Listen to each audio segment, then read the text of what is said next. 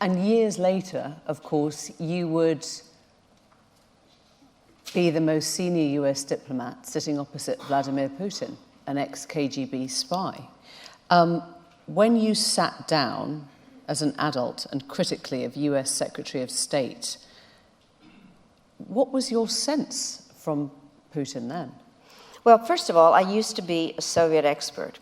And so I spent a lot of time studying the Soviet Union, and I speak Russian, and I had spent time, what was the most incredible time to be at the UN and Secretary of State was at the end of the Cold War. And one of the things that when we expanded NATO, I went to see Yeltsin about that, and he was a very different kind of a character, and I was trying to explain what we were doing, and he would say, stop translating, she speaks Russian.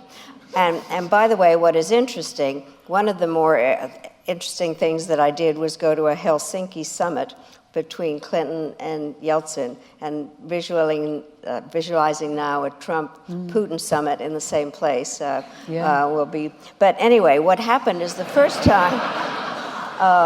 we'll get there, don't worry, we'll get there.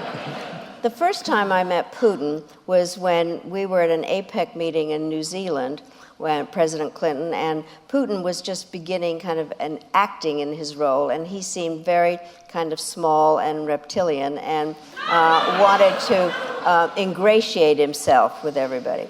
Then what happened was that I had to go to Moscow to help prepare for the summit that we were having in 2000. And it was very clear to me that he was tough and very smart. And what was interesting about him when Clinton came was that Putin didn't have any talking points and notes, and he took notes.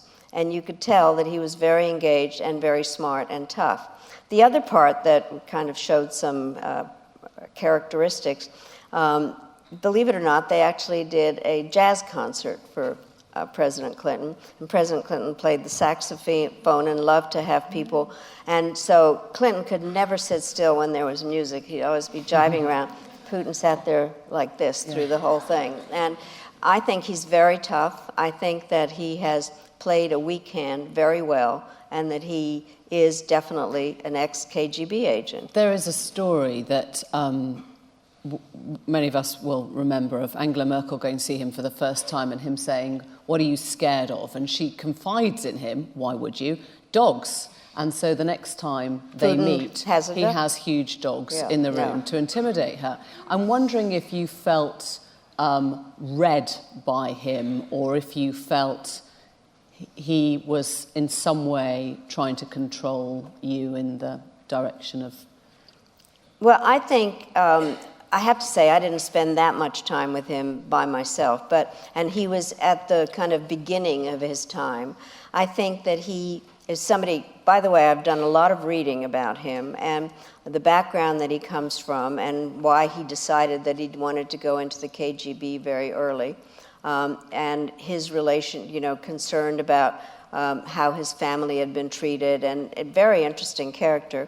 And then there's a new book called The New Tsar about how he got... What I found very interesting about him is that he had been an assistant to somebody that we considered kind of a liberal mayor in what was still Leningrad at the time.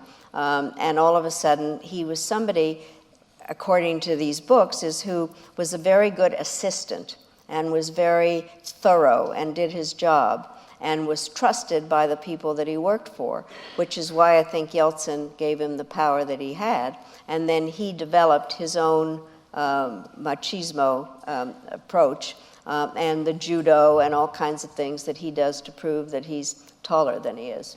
Do you reckon that you could still do business with him today? Do you think he is essentially the same man, or...? No. I think that, by the way, in '91, I did a survey of all of Europe after the fall of the wall, and it was a very thorough professional work with people that really knew how to do those kind of attitude surveys. We had a lot of questionnaires and things, but we also had focus groups. And one I will never forget was one that we did outside of Moscow, and this man stands up and says, "I'm so embarrassed Christ, we used to be a superpower, and now we're Bangladesh with missiles.